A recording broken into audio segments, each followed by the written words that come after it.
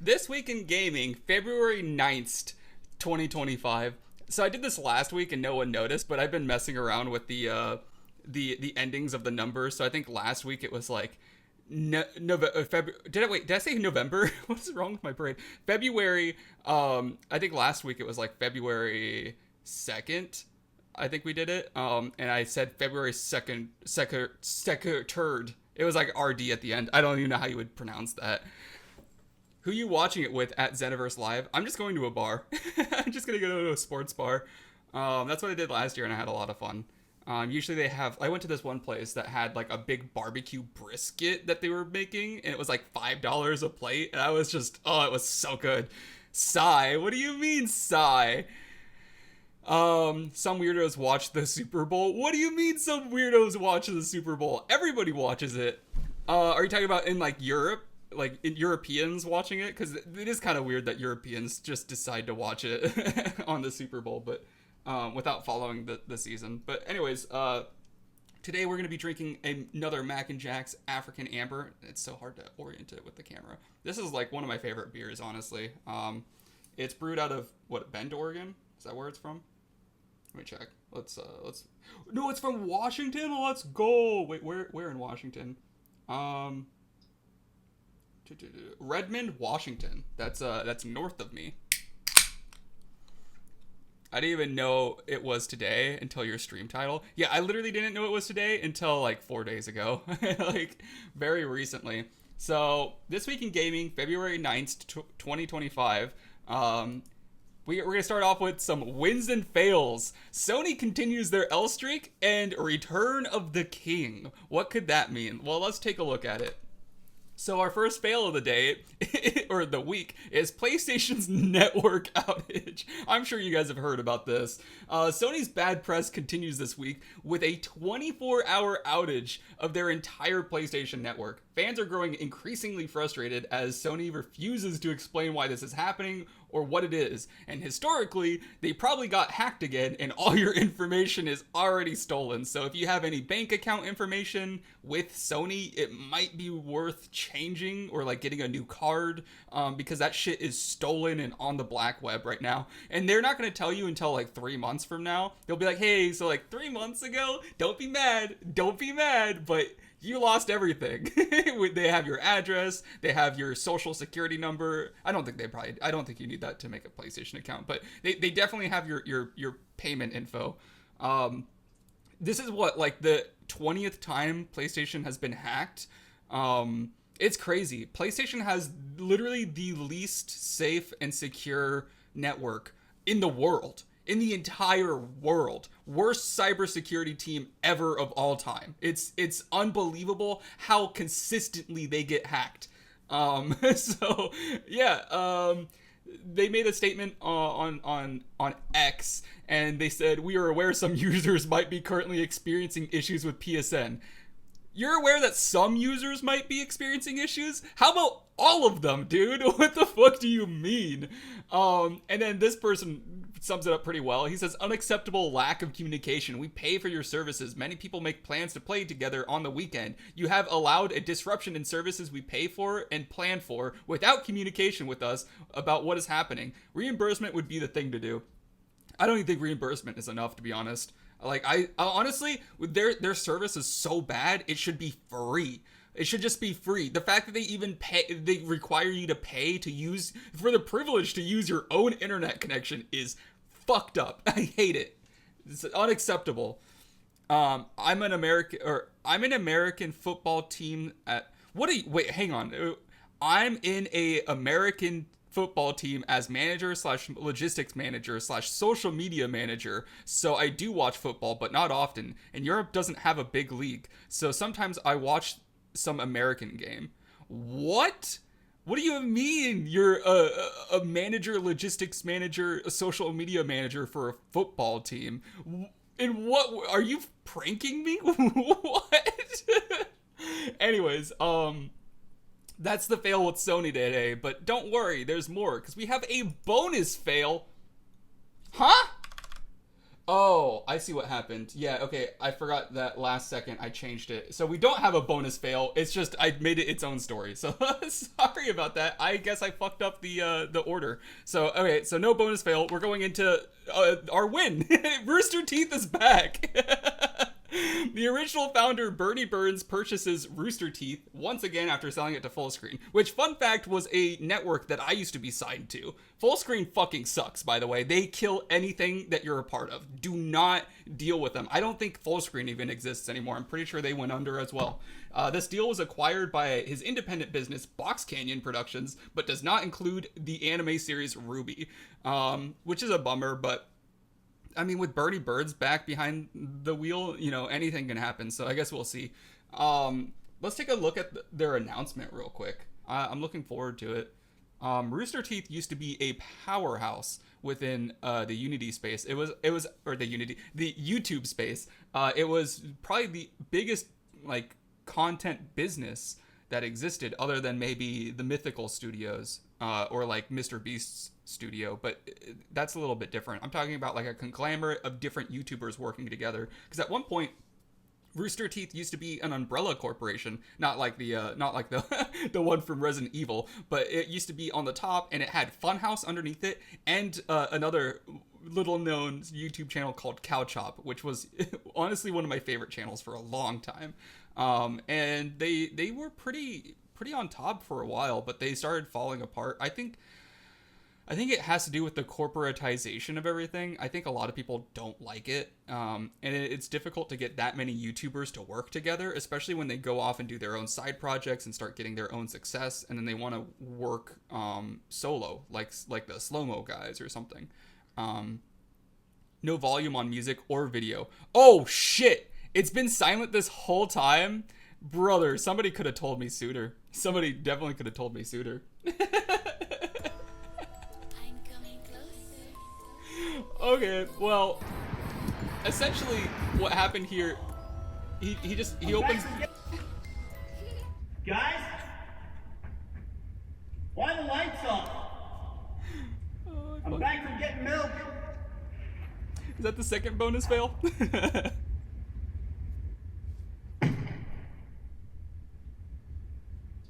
What the hell happened?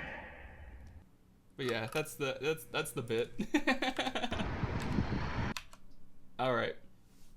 This was actually our bonus fail before I changed it, but Assassin's Creed prequel manga is in the works. This was an interesting story that I saw. Ubisoft is going... I decided to not make it a fail because I was like, I guess some people like it, but Ubisoft is going all in on Assassin's Creed Shadows. It would have turned down the music? What do you mean turn down the music?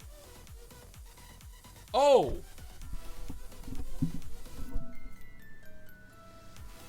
Turn down the music, your YouTube video will be bad. So the gain, someone fucked with the gain switch on my microphone, so I was quiet this whole time. That's crazy. This whole YouTube video is gonna be scuffed. Oh no. I saw my microphone volume. Everyone's gonna have to turn their volume down now. You probably had to have it really up. I'm gonna have to fix this in post in the YouTube video, so this YouTube video will take a second to come out.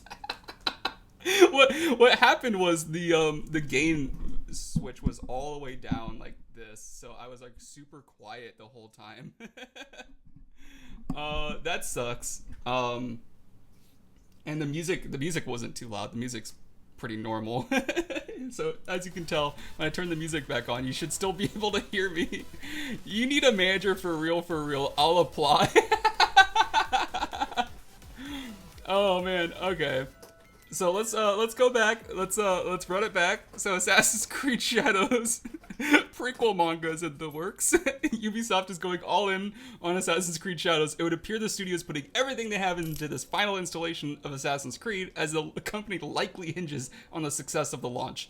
And I said the whole world will find out March 20th, 2025.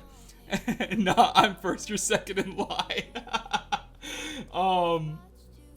And then, yeah, so Assassin's Creed will be getting their own prequel manga. I originally put this in the bonus fail, but I decided to make it its own story because I didn't think it was that big of a failure.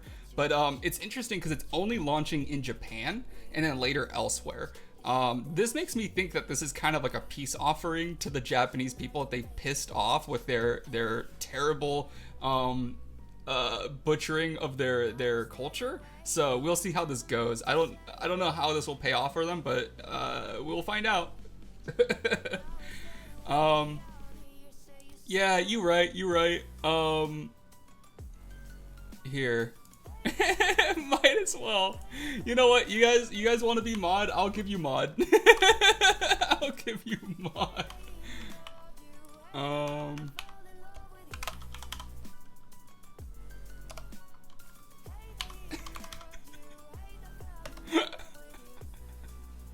This is so dumb.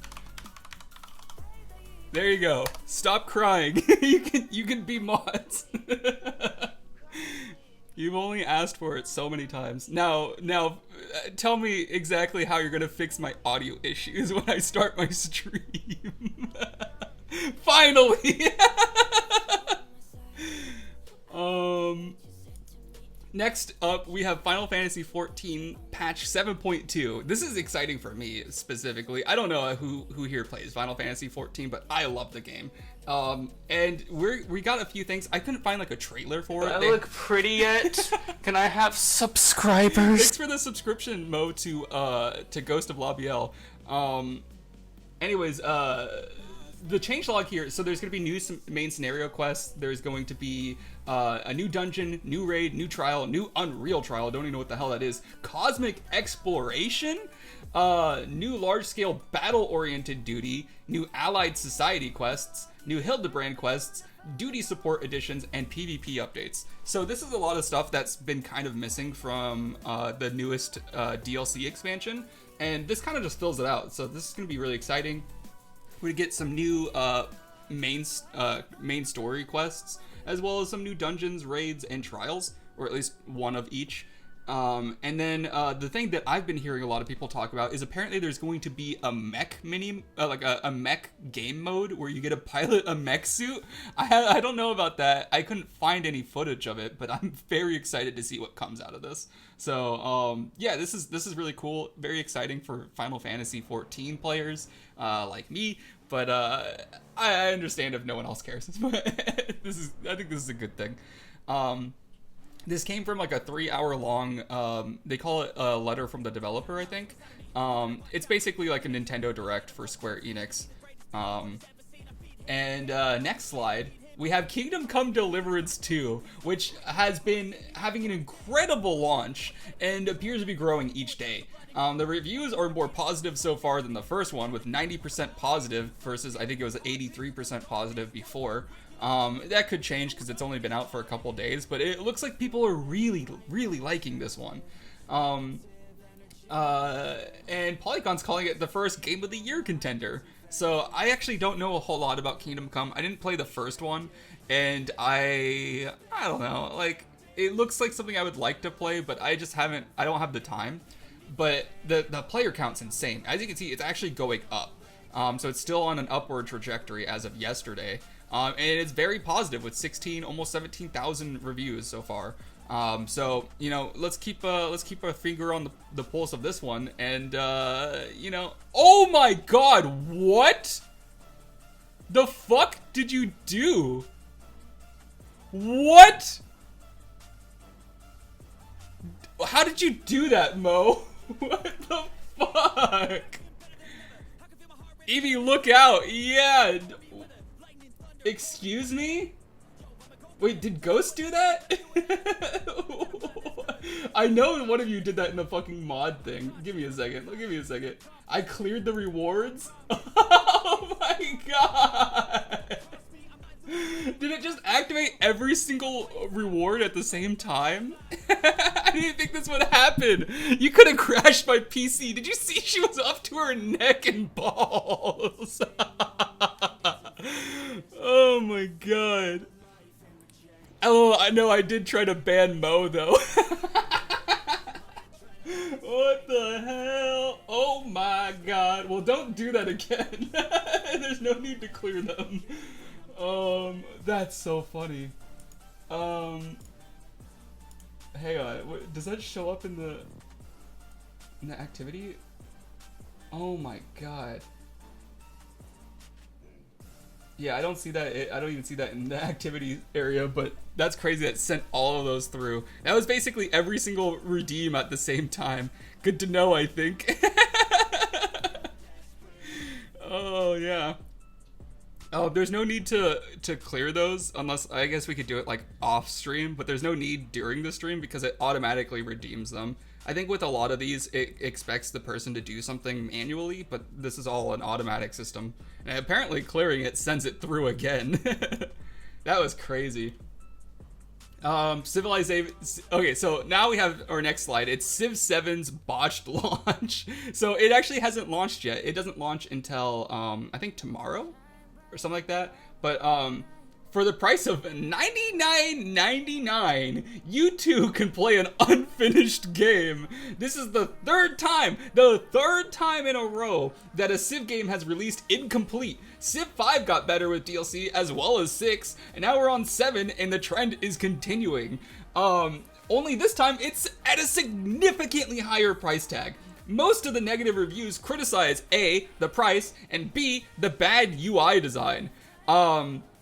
So the price without the early access, because you have to pay more for the early access. The normal price is, I think, $69.99, so it's $70, which is really expensive for a game that's just an iteration of the previous game. Like, imagine if you pay $60 for FIFA 2024, and then now they want $70 for FIFA 2025, and it's the same fucking game. It sucks. So far, the reviews are at oh my god, 9,255 reviews, and it's mixed. It's mixed. Some people are saying it's good. It's like, it's a Civ game. Of course it's good, but it's also predatory. It's clearly predatory because you have to spend $99.99, $100 to play it early. Or if you want to get the Founders Edition, it's $130, dude. What? Who's spending $130 on a strategy game? That's crazy. That's insane. Strategy games usually are worth like $40. So this is insane, especially in a world where you have an abundance of like really fun indie strategy games that are $40 down to $20. Why are you spending $130 on a AAA iteration of a game you've already played? It doesn't make any sense. This is a review that I agreed with. As a longtime Civ 5 and 6 player, I'm really frustrated and confused by this game. It looks pretty, but the functionality and user experience are just so aggravating. I wish it was simpler. I just don't even know what I'm doing anymore. The game is bloated with features that feel inconsequential, and at the same time, it's missing basic functions like being able to clearly identify if an enemy unit is hostile or what Civ they belong to. It just saddened me because I waited so long for this. I don't know how you fuck this up. It sounds like Firaxis is dealing with greed and a creative a creative drought, because it doesn't seem like they're really adding anything that would make you want to pay $130 for this slop. Yeah, so they okay. Did you hear it's coming to VR? Yeah, I did see that. I didn't look into it very much, but I did see that they're talking about how it's going to be a VR game, which is, I guess that's cool. Do you have to pay for that separately? Is that going to be another $130? Like, at what point is enough enough? They're just like, more money, please, more money. It's crazy. I mean, how much is the Humankind game? This is a competitor to them. How much is this on Steam? Look at that, $49.99. Like, why would you spend $130? This one's also mixed. This one didn't launch very well either. But I don't know. Like, I'm a big fan of these games. As you can see, Gladius. Honestly, I would recommend highly this game. Warhammer Gladius is $4. $4, and I have 250 hours in this game. This game is fantastic, by the way. This is a Warhammer game, but it plays like Civilization, and it's so much goddamn fun. Dude, I genuinely love this game. So, yeah, $4 for that, or $130 for Civ. Or you can play an older Civ, and honestly, I still prefer Civ 5 over 6. Civ 5 is a game that I have how many hours in? 398 hours. And that's just, I'll be honest, I pirated it when I was younger, so I probably have closer to 1,000 hours. This game is amazing too, but there's no gameplay here. It's just a fucking zoomed in cutscene. But this game's really fun too. Overwhelmingly positive, 95%. So Civilization has only been getting significantly worse each game. Like, look, 95 overwhelmingly positive reviews. Let's take a look at Civ 6. I guarantee you it's not as high. Very positive. That's not bad. 86% positive reviews. It's a little bit worse, but, you know, people... I gave it a negative review. I didn't like it. I bought it twice, too. I bought it both on my Switch and on PC, and I'm just not a big fan. And then now we're finally at Civ 7, and it's just not doing it. It's 51%. People are sick of it. People are sick of the games getting worse and getting more expensive. The stream will end in about 10 minutes. What do you mean? Oh shit, yeah, we have the Super Bowl going on. Xenoverse stream, let's go! It's phenom. I have 1,200 hours in it? Oh my god. You were late. This is true. Guilty as charged. How do you have 548 points already? So for the... one thing I realized is the point system is actually a float because it's actually adding a percentage based on the bar that's being added. And what I'm going to have to do is I'm going to have to probably change that float to a double because eventually the points are going to get so high it's not going to be a reliable data point. To keep track of time, this is why you need us mods. Oh my gosh. Yeah, you missed it, Skittles. I gave mod to Ghost and Mo. I just handed that shit out like candy. Anyways, next slide. PlayStation's next victim. Oh, you thought we were done with Sony? Nope. Last week, Sony attacked a modder who improved Bloodborne by adding a 60 FPS patch. This week, they're going after a fan-made PS1 styled game. I saw this a while ago. It's really sick. It's really creative. Somebody recreated Bloodborne with like a PlayStation 1 aesthetic to it. It's not the whole game. I think it's just a few levels, but it's completely made from scratch. It's entirely made from scratch. This is the cover. They made it look like it's a PlayStation original game. It's Bloodborne PSX, and it says fan software in the corner. It's just a harmless, fun little game. And you know what? The 60 FPS patch came out 4 years ago, and the PS1 fan-made game came out 3 years ago. Why now? Why are they attacking anybody who's done anything with Bloodborne? If I made a Bloodborne fan animation on YouTube, is that getting taken down too? Is that next? Who knows? They're going after literally anything even tangentially related. I don't even know if that's the right way to use that word. Related to Bloodborne. It's just crazy. It's complete lunacy, and I don't know why they're doing it. Except for they're probably going to be making a remake of the game soon. Some people, or at least this article that I sourced, they're assuming that there's probably going to be some sort of remake coming, and they want to clear the SEO so they could, the search engine optimization, so they can show up first in results. But they don't need to bully people legally into taking down their fan projects just to boost Sony's fucking reputation on the search engine. That's crazy. It doesn't make any sense. I don't see how this benefits anybody. All it does is hurt the community. And Sony doesn't get that. Sony doesn't give a shit. Sony sees a nail and they're a hammer, and that's all they can do. Every problem is a nail to them. Every problem is a DMCA. Fuck, I might get a DMCA just for even mentioning Bloodborne. I could be talking privately to somebody, like in an office somewhere, and I could be like, you know, I really like this game called Bloodborne, and then a fucking Sony exec kicks in the door and hands me a DMCA and tells me to stop talking about it. It's crazy. I don't know at what point do they draw the line, you know? Oh, there's going to be a Bloodborne remaster soon. Yeah, for sure. But that doesn't mean that they have to bully literally every single person that's ever talked about the game into submission. They could just ask the devs to add URL to the new game once it's released. Sony is learning from Nintendo. Yeah, they're all the same. This is just like a Japanese like game company thing, because it seems like this is just how they all operate in Japan. My understanding is that the Japanese copyright law is a lot more strict.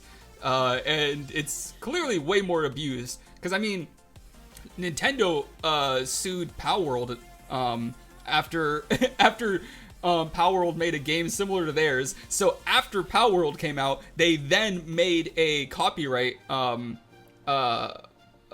is it? They submitted a copyright for certain design elements of Pokemon games, and then sued them after the fact.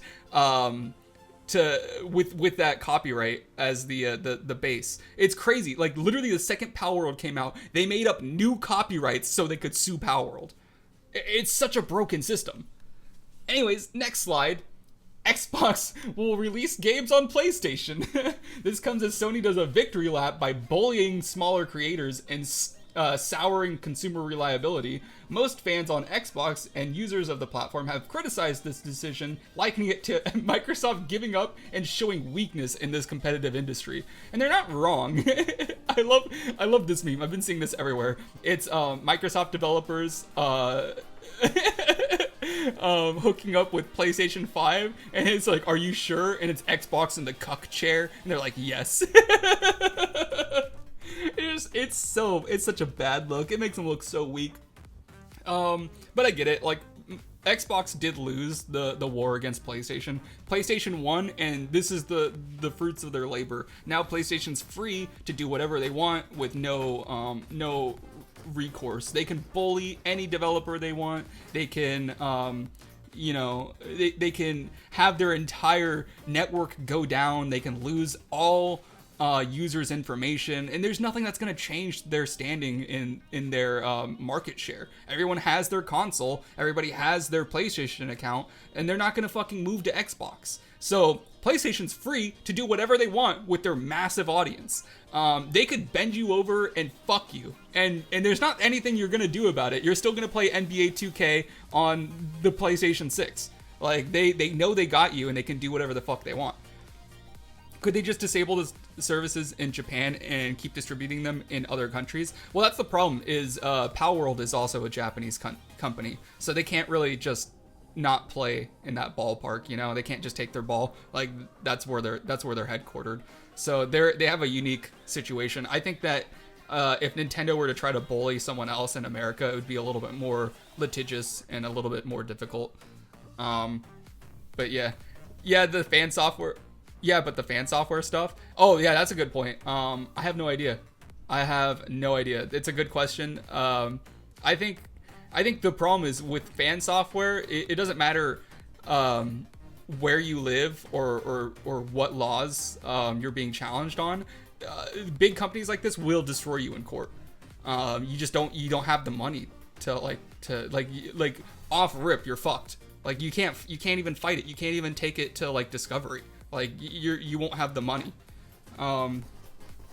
So I mean, these companies know this, and they're just gonna bully you legally. Next slide.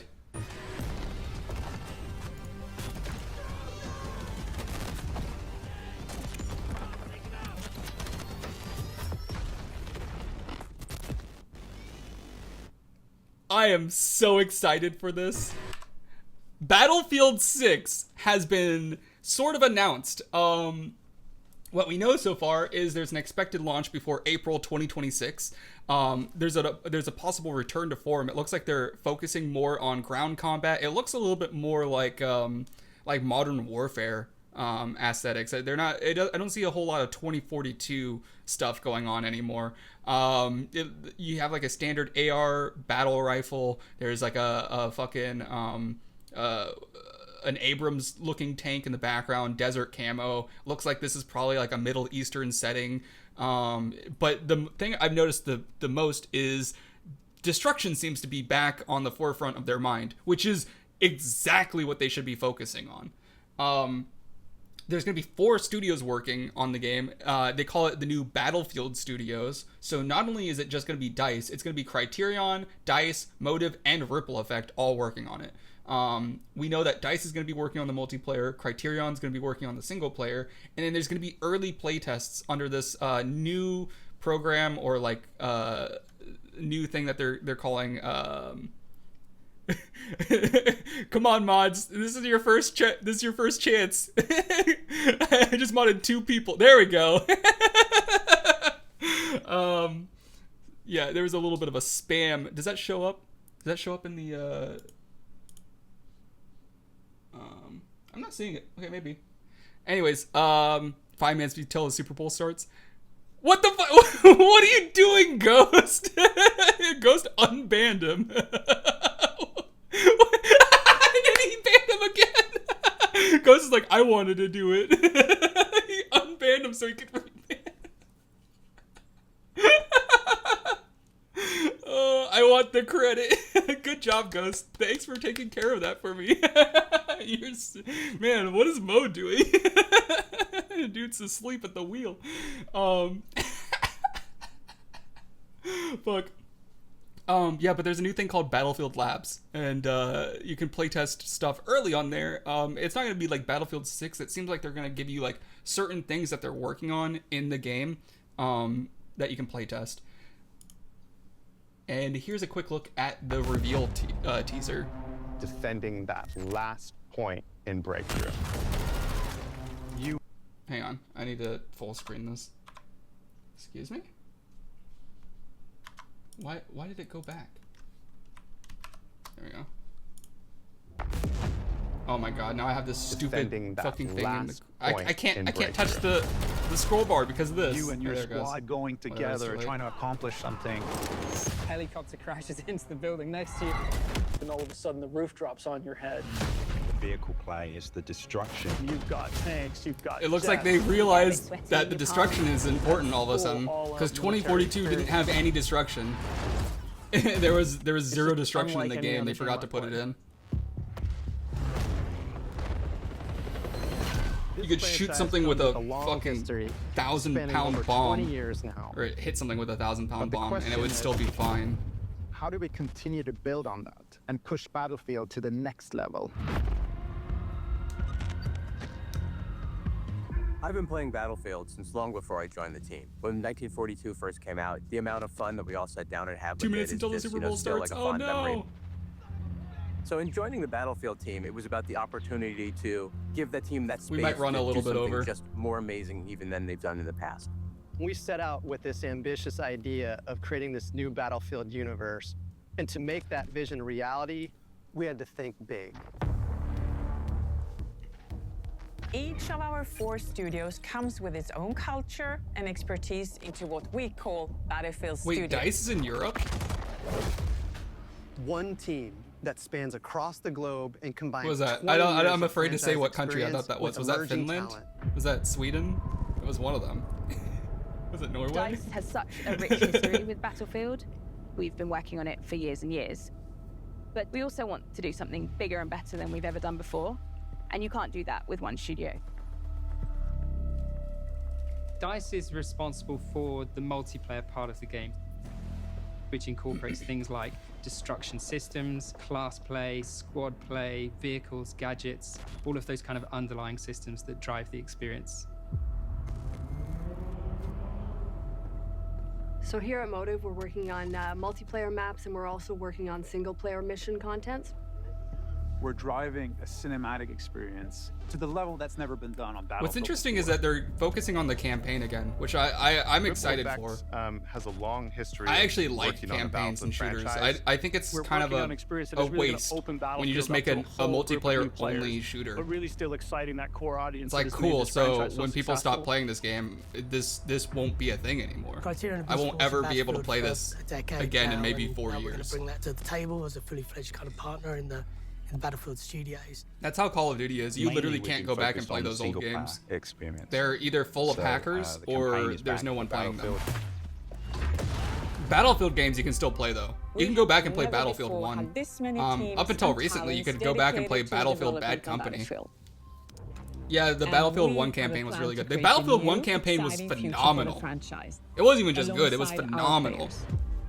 Battlefield 1 This was, game has I think, so the much last potential. good one in the series. So I think it's about giving the team It kind of peaked there. really It's hone their been craft. falling off a bit since then. We have to prototype, play test, get feedback, And then repeat that loop. over and over and over again.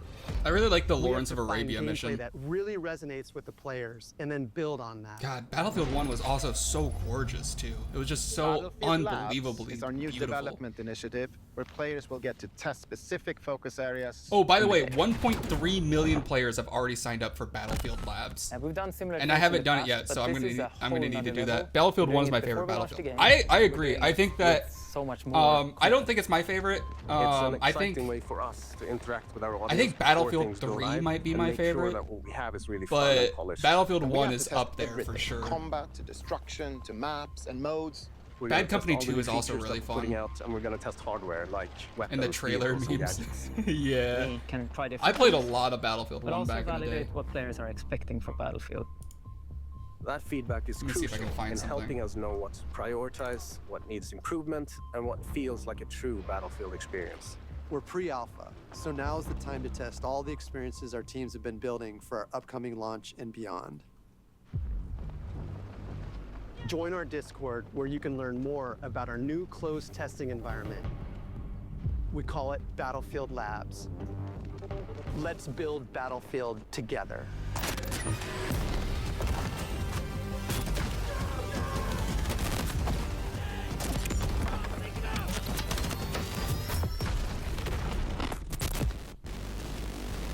This looks cool. I am excited to play this, to be completely honest. Oh, okay, can we... Next slide, please. Hello? There we go. Now we're going over to Zen's update corner. I want to just talk about some things that I've done over the past week. With my main project, Infinium, it has been updated to Unity 6. This is a huge deal because this game has gone from, Unity 2017 now to 2021 to now Unity 6. It's on the newest version of Unity, which means that everything that's new that's coming to Unity should be able to work on my main project.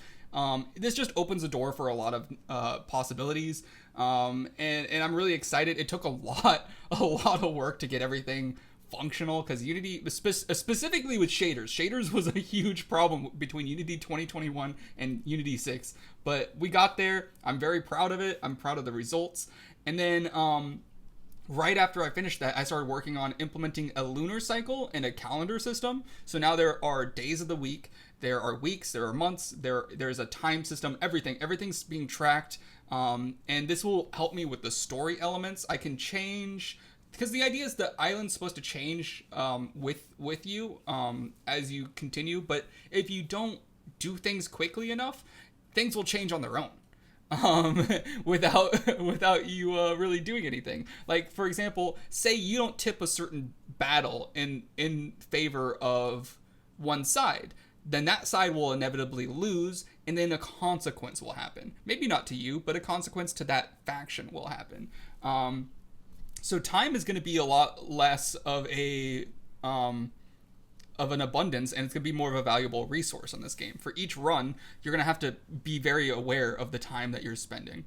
And then there's a new winter season depending on the calendar month. So from the months of December to the month of March, it'll be snowy. So that should be 4 months. I don't know if that's too much. I think that it might be too much for consistent snow cover like this, but we might lower that a little bit. And then next, the idea is to implement this time system into more aspects like NPC schedules. I would really like to have NPCs not work on Sundays, which is called Sunned. Very creative, I know, in this universe. I literally I made up all the days of the week, the 4 days of the week, like literally at 4 a.m., like about to fall asleep on my keyboard. I just typed random characters. Majora's Mask copy? Wow, how creative. Yeah, I know, I'm totally ripping them off. Oh, that's going to be interesting for speedrunners. Yeah, it's very interesting. This game is meant to be speedran. The idea is that it's kind of like a time loop, actually. So you're stuck in this time loop, and every single play is like its own canon version of the story. And the idea is to play it many different times and then just see like the different things you can do. I've even played around with the idea of a permadeath mode, and that's something that I might implement, that you can toggle on, or for story reasons, there will for sure be a permadeath mode. Like the final battle will be permadeath. If you die, your character does get deleted, and then you can make a trade with the I shouldn't talk about this too much, but for story reasons, there are like devils that you can do deals with, and you can sell your soul to a devil for whatever you want: riches, power, for people, for love. But if you do that, it switches it to permadeath mode. So if you do die, your soul gets collected by the devil. So it's a really fun mechanic, and we're gonna be playing with that more. And then we're also going to be implementing these NPC schedules. I'm still trying to figure out how to do that. We have to make patrol systems that work differently. So the problem that we're facing is all the patrols get initialized at the beginning, and they can't change during runtime. So we have to find a way to do that. So that's the current problem that I'm facing right now, but I'm certain that we'll get over it. We'll find a way, and then we will have NPCs follow different schedules. For example, there's usually a guy right here during the summer who's working in the field. On Sundays, you won't see him. And on the next slide, you'll see that we have a new actual calendar. Like I built a calendar. The lunar cycle will change with this calendar. So for the first week, the moon will look like this. It'll be completely dark. The second week, you'll see a little bit of light. The third week, it'll be about half. And then the fourth week, it'll go over half. Then on week 5, it'll be a full moon. And during this entire week, every night, the player may or may not get transformed into a werewolf, depending on whether or not they are a night walker. And then they'll be safe on all the other weeks. And this is a problem.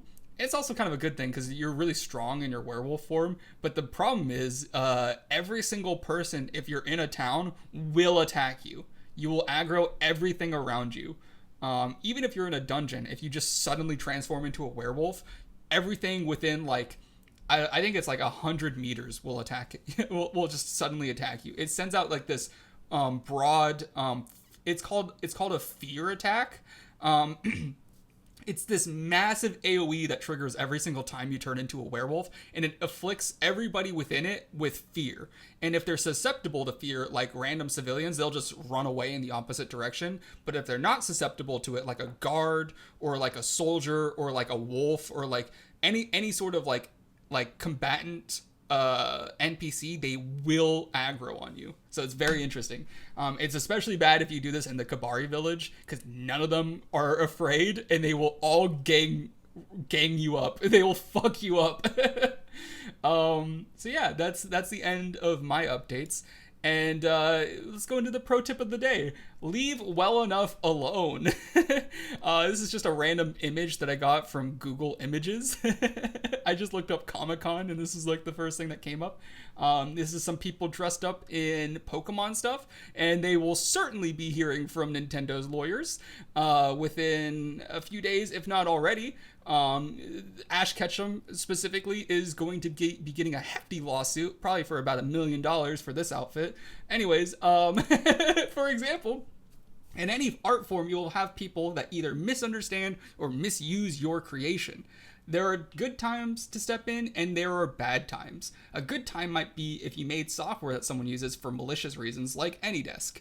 A bad time might be if you were if someone modified or exploited your product in a way that affects no one but themselves, like a single player mod or a fun speedrun trick. Obviously, if someone's using your software in a way that they shouldn't be, or like they're cheating or like kind of ruining the fun a little bit, then you should step in.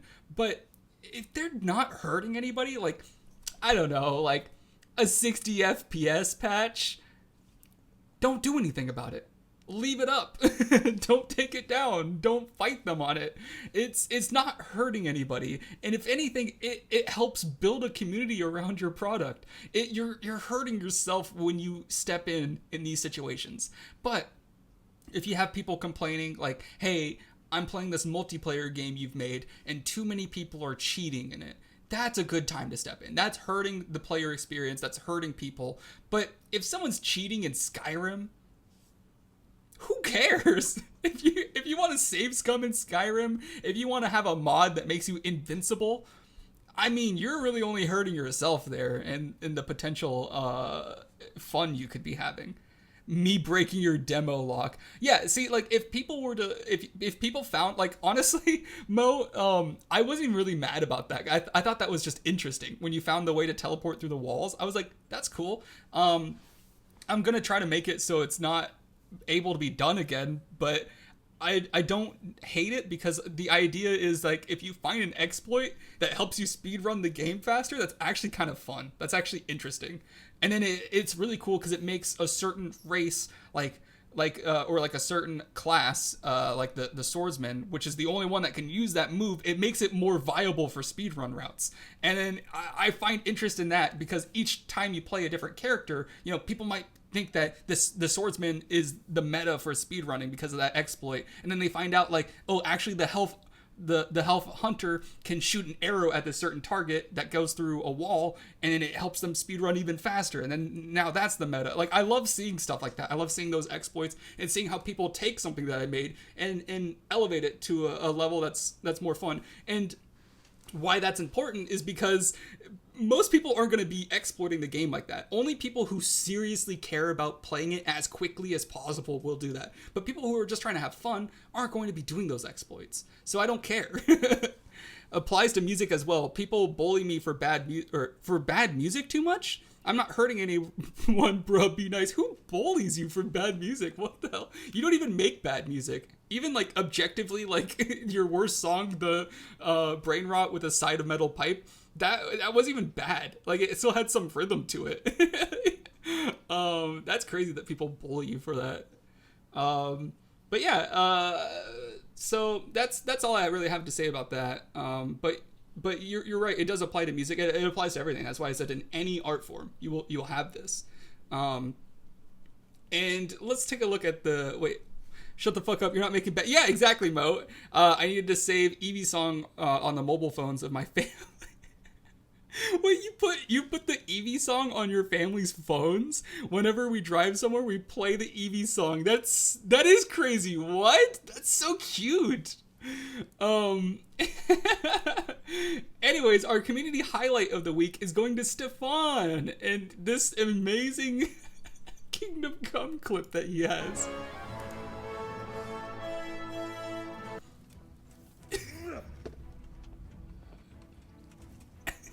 What is this? They're gonna kiss. Yo. What are you waiting for, dude? Trying to kiss? Oh, cutscene, damn. Why are we looking at our ass, dude? He makes this game look so much fun. Daddy? You can loot your parents? What? Oh, he's got some money on him, though. Dad left me with a little inheritance? It's a great shame your parents are buried in unconsecrated ground. Bitch, shut the hell up. That means purgatory for them. I'm gonna kill him. He's on the hit list. I like how his subtitles say different things. It's the priest. He was talking shit. We finally got him. Holy shit. Dude, I have to play this game. This looks crazy. It almost looks like a D&D adventure. Like, you can kind of do whatever you want. Anyways, that is the end of our community news for the week. I hope you guys enjoyed it. It was really fun to put together. I'm still a little bit upset with Sony and their decisions that they've made. Hopefully they'll see the light and realize that, like, eventually, I know it hasn't shown yet, but eventually it will catch up to them. Their bad faith with all of their fans is eventually going to hopefully show up negatively financially for them. I'm saying hopefully because I don't know. I mean, we'll see. But damn, they're just building bad faith on bad faith. Anyways, bye YouTube. That's it. They're gone. This is where the VOD cuts off. Now it's just me and you. You're all alone with me. It's just us now.